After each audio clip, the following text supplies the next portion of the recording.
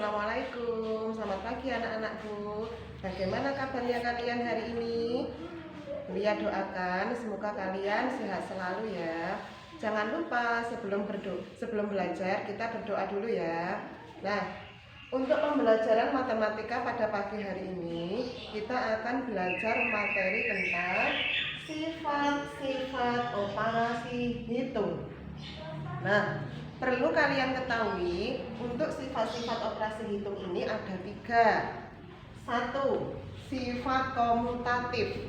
Nah, nama lainnya sifat komutatif ini pertukaran. 2. Sifat asosiatif. Nama lainnya yaitu sifat pengelompokan. Dan yang ketiga yaitu sifat distributif. Nama lainnya yaitu penyebaran. Nah, anak-anak, supaya kalian lebih paham dalam memahami materi ini, mari kita ulah sifat komutatif terlebih dahulu ya. Sifat komutatif atau pertukaran. Nah, apa yang dimaksud dengan pertukaran? Mari kita perhatikan contoh berikut ini. 3 kali 4. Nah, namanya pertukaran berarti ini hasilnya sama dengan 4 kali 3. Contoh kedua, 2 tambah 6 berarti ini sama dengan 6 ditambah 2. Nah, yang ini sifat komutatif pada perkalian. Sedangkan yang ini sifat komutatif pada penjumlahan. Nah, kalian tentunya bertanya, apa sifat komutatif hanya berlaku pada penjumlahan dan perkalian saja? Sekarang mari kita coba untuk pengurangan dan pembagian. Contoh untuk pengurangan, 8 dikurangi 6. Apakah hasilnya sama dengan 6 dikurangi 8? 8 dikurangi 6 sama dengan 2. Sedangkan 6 dikurangi 8 sama dengan negatif 2. Nah, hasilnya jelas tidak sama ya. Yang ini 2, sedangkan yang ini negatif 2. Berarti sifat komutatif tidak berlaku pada operasi hitung pengurangan. Ini tidak sama, berarti tidak berlaku. Sedangkan untuk pembagian, kita coba ya. 10 dibagi 2, apakah hasilnya sama dengan 2 dibagi 10? 10 dibagi 2 sama dengan 5. Sedangkan 2 dibagi 10 tidak bisa. Nah, ini hasilnya 2 dibagi 10 0,2. Hasilnya tidak sama. Berarti ini tidak berlaku pada operasi hitung pembagian. Jika hasilnya tidak sama berarti tidak berlaku. Jadi dari sini dapat kita simpulkan sifat komutatif hanya berlaku pada operasi hitung perkalian. Secara garis besar dapat kita simpulkan A kali B sama dengan B kali A. Dan sifat komutatif berlaku pada penjumlahan. Contoh, secara garis besar dapat kita tarik A tambah B sama dengan B tambah A. Mudah kan untuk sifat komutatif ini? Nah, nanti kalian akan lebih jelas. Nanti kita berlatih terlebih dalam di dalam buku paket matematika kalian ya. Sekarang mari kita bahas untuk sifat asosiatif. Anak-anak, untuk sifat asosiatif ini atau pengelompokan, nah mari kita coba terlebih dahulu untuk operasi hitung penjumlahan. 2 ditambah 3 dalam kurung ditambah 5. Artinya di dalam kurung seperti ini dikerjakan terlebih dahulu. Nah, apakah 2 ditambah 3 ini nanti hasilnya sama dengan 2 ditambah 3 ditambah 5. Cuma yang beda ini kurungnya. Yang satu kurungnya 2 ditambah 3, sedangkan yang sini yang di dalam kurung yaitu 3 ditambah 5. Mari kita coba hasilnya apakah sama. Kalau sama berarti ini berlaku ya. 2 ditambah 3 sama dengan 5. 5 tambah 5 sama dengan 10. Sedangkan yang sini 2 ditambah 3 ditambah 5 sama dengan 8. 2 ditambah 8 sama dengan 10. Sama kan? Berarti operasi hitung ini berlaku untuk penjumlahan. Sekarang mari kita coba untuk sifat perkaliannya.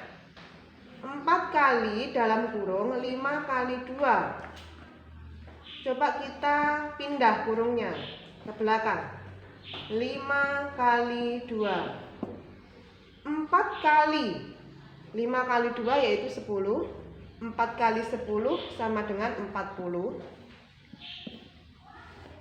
4 kali 5 kali 2 sama dengan 10. Sama dengan 40. Oh, mohon maaf, ini tadi Bulia salah ya. Ini tadi yang belakang yang di dalam kurung, sekarang kita pindah yang di depan. Nah, ya, yang depan tadi kan yang belakang, sekarang kita pindah yang depan ya. 4 kali 5 sama dengan 20. 20 kali 2 hasilnya sama 40. Berarti operasi asosiatif juga berlaku pada operasi hitung perkalian. Bagaimana kalau pada operasi hitung pengurangan? Nah, kalau untuk pengurangan mari kita coba ya. 8 dikurangi 2 dikurangi 3. Nanti apakah hasilnya sama dengan 8 dikurangi 2 dikurangi 3? 8 dikurangi 2, 6. 6 dikurangi 3 sama dengan 3. Sedangkan yang di sini 8 dikurangi 2 dikurangi 3, negatif 1. 8 dikurangi negatif 1 sama dengan 9. Berarti hasilnya tidak sama. Kalau tidak sama berarti ini tidak berlaku pada operasi hitung pengurangan. Nah, kalian paham kan? Lalu sekarang bagaimana penerapan sifat asosiatif ini pada pembagian? Nah, sekarang kita coba lagi untuk pembagiannya.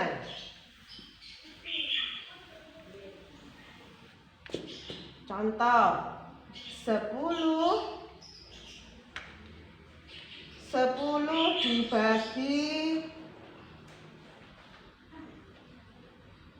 2 dibagi 5 sama dengan 10 dibagi 2 dibagi 5. Yang membedakan yaitu tanda kurungnya di sini. 10 dibagi 2 sama dengan 5. 5 dibagi 5 sama dengan 1. Sedangkan yang di sini 10 dibagi 2 dibagi 5. Nah, ini nanti hasilnya pecahan. 2 dibagi 5 0,4.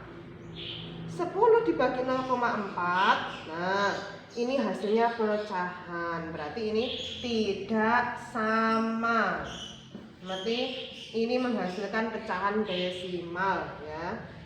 Berarti operasi hitung sifat asosiatif tidak berlaku pada pembagian. Di sini dapat ditarik kesimpulan yaitu A tambah B dalam kurung tambah C sama dengan A tambah dalam kurung B tambah C. Nah, jadi ini kurungnya diletakkan di depan atau di belakang hasilnya sama. Sedangkan pada sifat perkalian yaitu buka kurung A kali B kali C sama dengan A kali dalam kurung B kali C. Ini hasilnya juga sama. Jadi sifat asosiatif berlaku pada operasi hitung, penjumlahan, dan perkalian. Nah, sekarang kita belajar tentang sifat yang ketiga. yaitu sifat distributif, penyebaran. Nah, 2 kali dalam kurung 5 ditambah 3 sama dengan, kalau seperti ini kita uraikan, buka kurung, 2 kali 5. Nah, ini tandanya kan jumlah, berarti di sini tambah 2 kali 3 sama dengan 2 kali 5 sama dengan 10, ditambah 2 kali 3 sama dengan 6. 10 ditambah 6 sama dengan 16. Mudah kan?